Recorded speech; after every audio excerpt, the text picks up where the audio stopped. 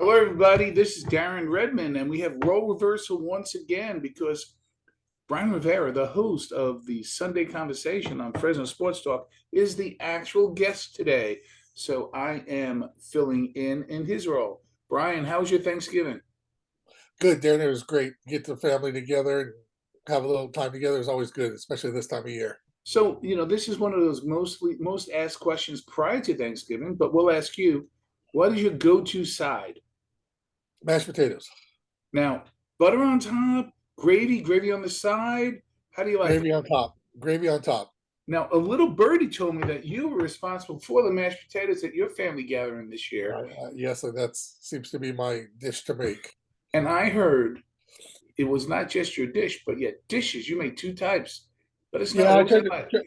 try to mix it up a little bit. Try to give people a couple different options because you never know what they're into for one day. So try something new, and it seemed to work out okay. So, what we want to talk about today is you and I are hockey fans. You know a lot more than I do. Um,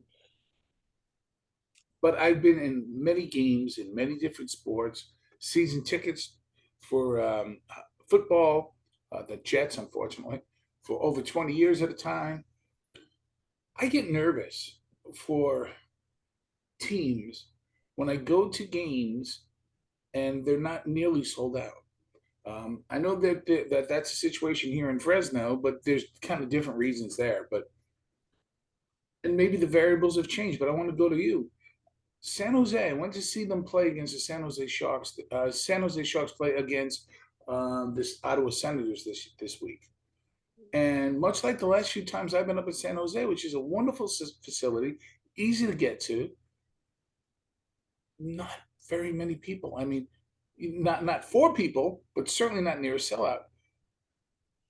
Should we be concerned about that if you're a San Jose Sharks fan? No, the Sharks aren't going anywhere. Bottom line, they're not. They were brought into Northern California to fill a spot on the West Coast, and now with Seattle being in and the NHL sticking by Arizona, there's no the Sharks aren't going anywhere. Vegas is there. The whole West Coast is secure now. They're not. You know, I mean, realistically, believe it or not, I believe this SAP Center is like the second or third oldest building in the league right now. Absolutely. Yep. True. Right, but it's still a great facility. It's still high tech. Well, I mean, it's in the heart of the Silicon Valley, so they're going to have all the high tech bells and whistles to it and everything else. Um, and I know they've added over the years 3,000, 3,500 seats in certain spots up, above the top of the second deck, add an extra suite. They've really kind of have spent their money to find extra seating to support their crowds, when they had good teams. Right now, the Sharks are struggling. They're on the bottom end of the whole Western Conference. They're kind of playing little brother to LA right now, and Anaheim's there too. But I think that's just part of it. Is they're on the downturn, and there's not a local. I should say not even local. There's not a high draft pick. That's a superstar that they got to come watch. Mm-hmm. That they've drafted and molded there with the Barracuda. Yes, there's a few different guys that have starting to come up now, but there's no dynamic player there to watch besides Eric Carlson. And when you pay him $12 million a year, I'm sure there's quite a fan base in San Jose that's not happy about that. So I want to stop by saying I agree with everything that you said, but just for conversation, doing some research, um, I want to talk about some of the things that you said as to why I might be concerned. 8, 9 years ago, you had to have San Jose there because they were a linchpin to building up a Pacific Northwest hub. But now you do have the Knights. You do have Seattle, the Kraken. If there's a place like a Houston or some of these other places where they're still trying to build, in Oklahoma even. I've heard that. Um, I get concerned because I've seen it happen. We both have, where they take a franchise that's not dying like the Arizona was, and that's a great point that they invested to make sure that they're there. And they say, listen, we could provide you the fan base because you will be the only game in town. Right now, we know that. Look at it this way: I live in Fresno, California, and I cannot watch a home Vegas game because they're considered my home team. I can't watch it live on my NHL app. Right, right. So they, I think they're losing some fan base there. You know, not maybe so much to Seattle, but let's just throw that in the mix. And then, the price of admission is not cheap. Yeah, So that's my long-winded way of saying, knowing all those things and know what you do because people I would say the best play-by-play person in USPHL is Brian Rivera for the Fresno Monsters. You know that there are people that work for what's on the ice and off the ice, and I do off-ice stuff for the Fresno Monsters. What would you do to get more people into those seats if you were put in charge of it? Because it's terrible to see empty seats. yeah, it really is. But I think you're getting a lot of your. I would say I could be way off base on this, but I would say you're covering most of your salary cap through ticket sales, and I would say that would be my guess. And I don't know the ins and outs of a business for a hockey team, but I know there's sharing TV sharing prices and things of that nature. But I mean, to me, I think it's, at least for me, I'd love to go to a Sharks game and sit close to the games, but it's out of my price range, and I think that might be the first thing I look at. Mm-hmm. Because again, we've had this discussion. We talk about buying tickets. You can't buy tickets from the team anymore, right? It goes to Ticketmaster, Access, whatever local ticket magnet is in the area. So then you're paying anywhere from $12 to $40 an extra fee in tickets, and if you're already on a high priced ticket, you're basically adding a 30-year ticket price and fees to go play again. So now that's even higher. It makes it tougher to go. And yes, you don't have to buy concessions, but But you have what's to. going to, what's going to hockey if you can't have a tub of popcorn or a couple beers, Yep. And by the way, right? seriously, the popcorn And that's this and that's popcorn bar there expensive. is great. Yeah, right. But that's another expense that you incur, and I know they're taking advantage of that situation is too, going almost close to probably $20 a beer would be my guess, right? And of course, probably a good size tub of popcorn is in the $10 to $12 range. You got a family of four, that adds up. No, listen. Tuesday night, there's a gentleman that we both know named Mark, right? And so he bought an impulse item. They were talking on the big screen about halibut, that they were actually had halibut, and they interviewed the gentleman who makes the halibut. So he says, "I'm going to go get that," but it's $18, Yeah, and family of four. So you have three people that want. So round it up to $20. You have three of your four people want to have halibut. You just you paid $60 for a couple of fish sticks. yeah, It's yeah, now here's what happens. I think, born and raised in New York, and I see when you have decades worth of a fan base, whether it's the Islanders, even the Devils came to New Jersey in '80, or of course the Rangers, you have a built-in fan base that's going to just follow you, and of course you have a lot of that corporate money through the city. I yeah, think what's happening with the San Jose Sharks is that they're getting really bad advice from the people internally that say we have all of this tech money around here.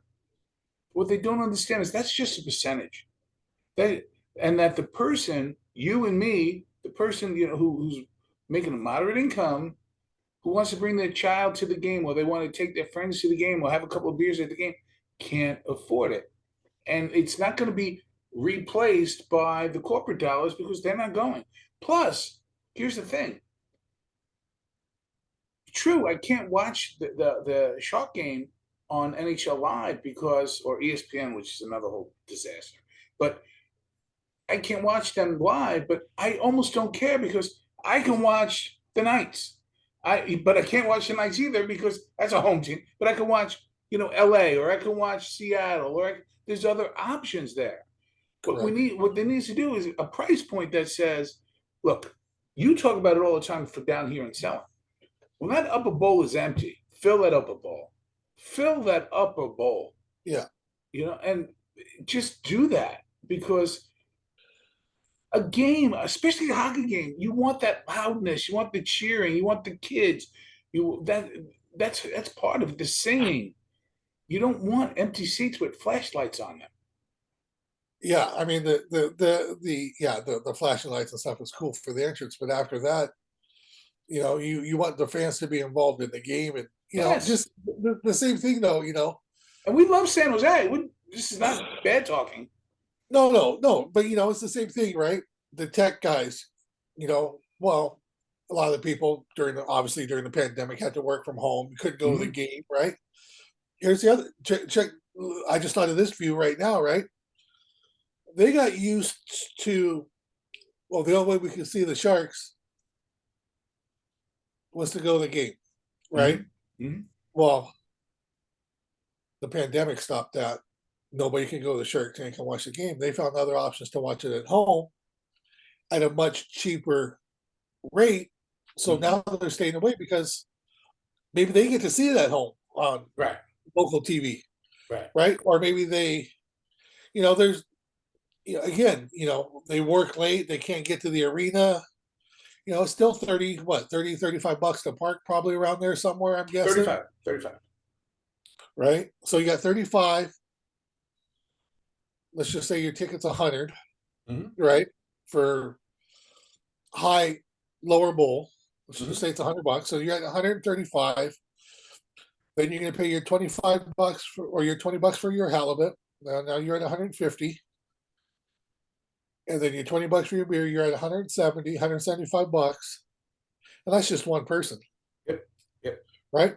You add that 20 bucks for, even if you were to do a hot dog and a soda, I bet you'd still be close to 20 bucks. And you do that for 3 people, that's 60 plus your 150. You're at over 200 bucks, and Yep. that's just getting one thing. And And then you want, go ahead. I'm sorry. it's just the thing we go back to, then you want them to come back. And I know that the season ticket thing is a much more plausible thing for a lot of people because because they're coming more regularly, but still, I would think at some point it might just be more convenient to watch it at home now. Oh, And you still, I totally agree. even though it's not the same atmosphere, because obviously we both know watching the game live is the best way to watch hockey, just about any other sport, right? Mm-hmm. Maybe except for besides football, where you're, sitting around scratching your ear for 45 seconds between plays. Oh, But so boring. So boring. to catch a football game live or even a baseball game live sometimes. But hockey is definitely a much better sport attended live than it is on TV because you can actually see what's going on. Yep. Watching the whole surface, not on a TV screen. So we were doing a little pre-show prep, and you brought up such a great point. And but it's almost counterintuitive.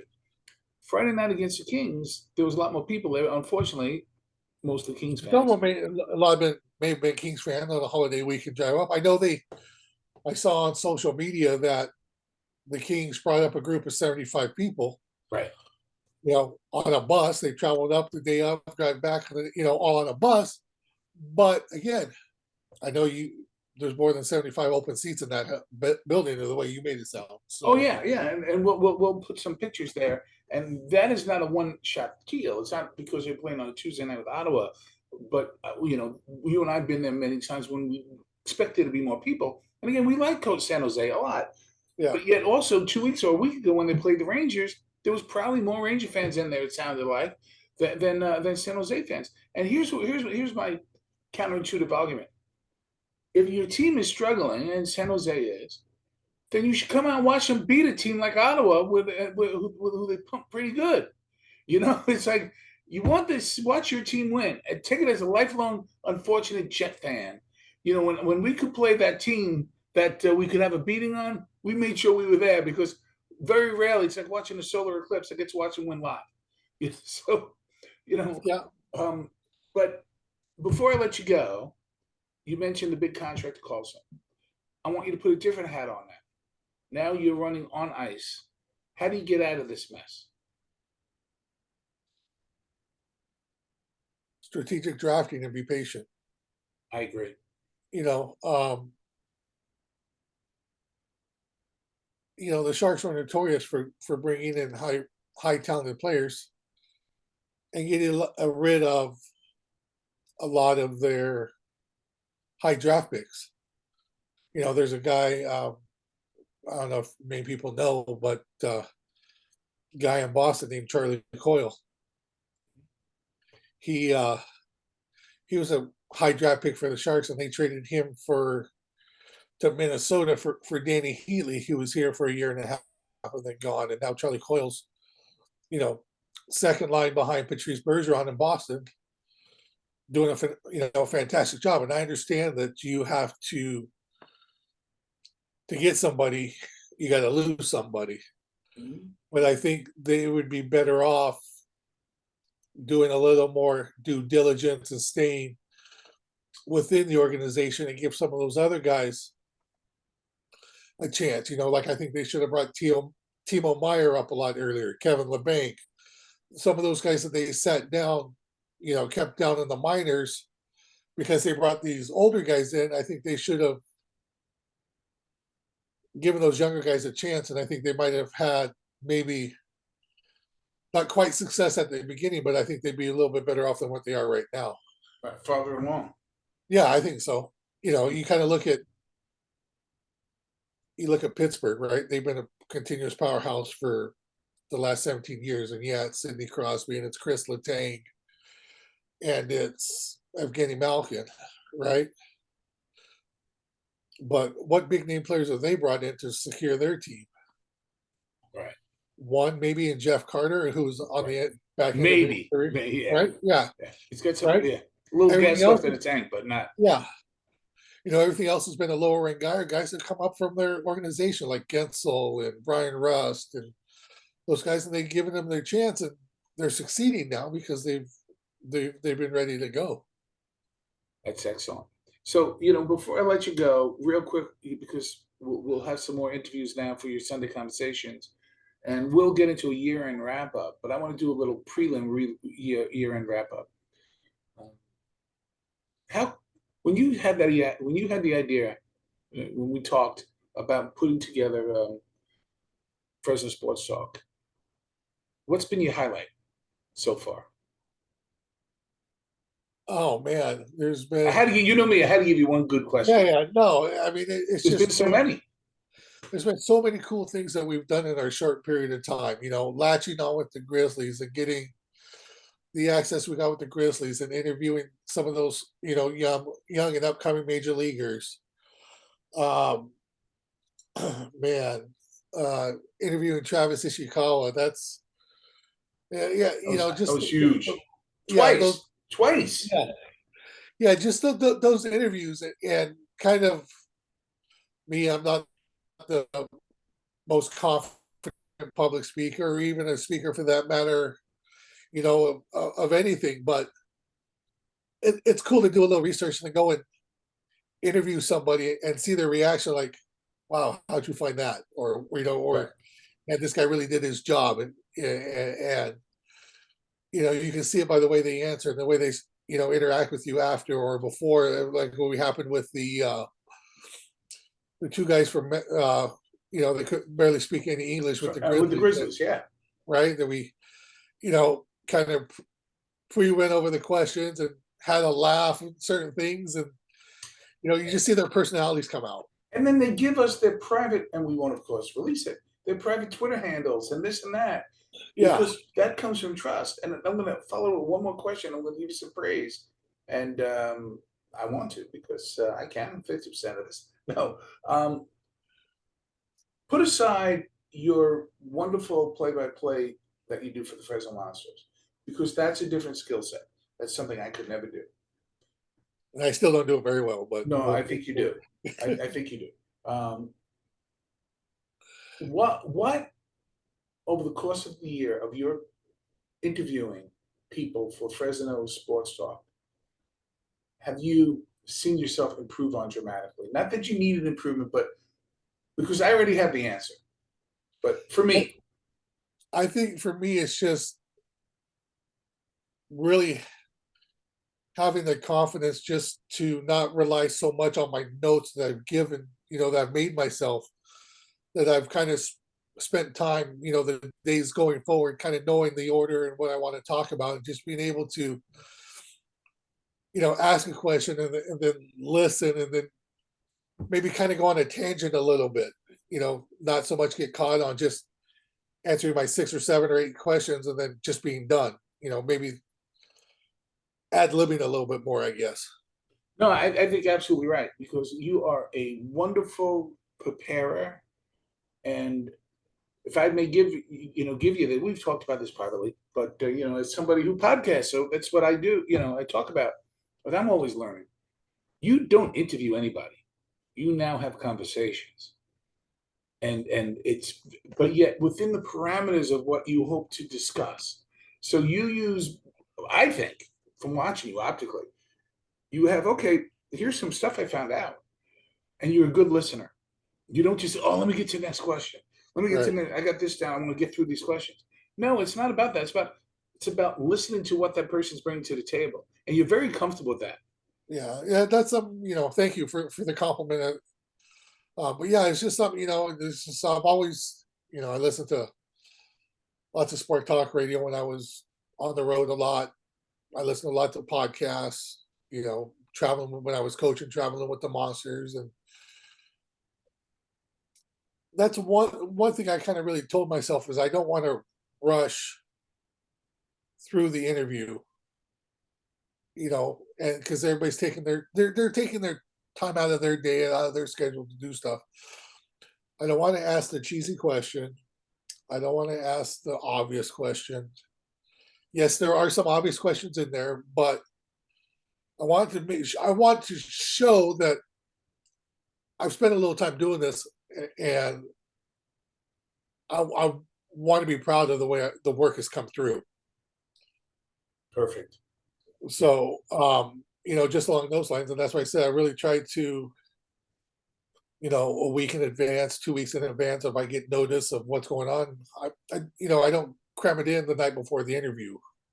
Right. I spend a couple days looking up stuff and trying different things and seeing what I can find that people might find interesting, or if, as we talked with Ishikawa, how many of his current players that he's coaching know about his infamous home run. That was a great question. Those types of things I think we'll find interesting, because as sports followers, as we all are, we know about big home runs, right? Especially Mhm. we follow baseball, and you figure those kids, they're following baseball. Of course, they're were in their teen years or their early teen years when it happened, so they may not put two and two together. But I would bet a lot more of his players know than don't know. I would, what? I would hope so. I would hope Yeah, so. yeah, absolutely. But Brian, I don't know when the next time I'll see you will be. Probably 3 days, but 4 days, because we have a monster game coming up on Thursday. But thank you for doing this today, and I am honored to work with you every day, man. And it's good to work with your best friend. So this is Yeah, good. it's been an awesome 6 months working with you. It's been a great thing. Let's really keep the ball rolling. Sounds great. Be well, Brian. All right, we'll talk to you soon, Derek.